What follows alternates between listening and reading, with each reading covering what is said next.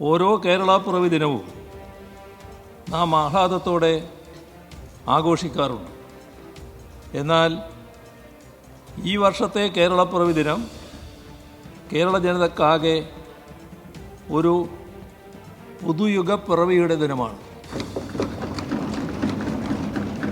അതിദരിദ്രരില്ലാത്ത ആദ്യത്തെ ഇന്ത്യൻ സംസ്ഥാനമായി നമുക്ക് കേരളത്തെ മാറ്റാൻ കഴിഞ്ഞു എന്ന കാരണത്താൽ ചരിത്രത്തിൽ ഇടം നേടുന്ന കേരളപ്പിറവിയാണിത്.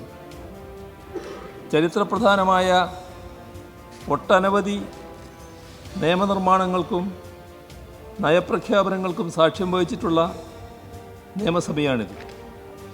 നവകേരള സൃഷ്ടിയുടെ ഒരു നാഴികക്കല്ലുകൂടി പിന്നിടുന്ന ചരിത്ര മുഹൂർത്തത്തിലാണ് ഈ സഭ സമ്മേളിക്കുന്നത്.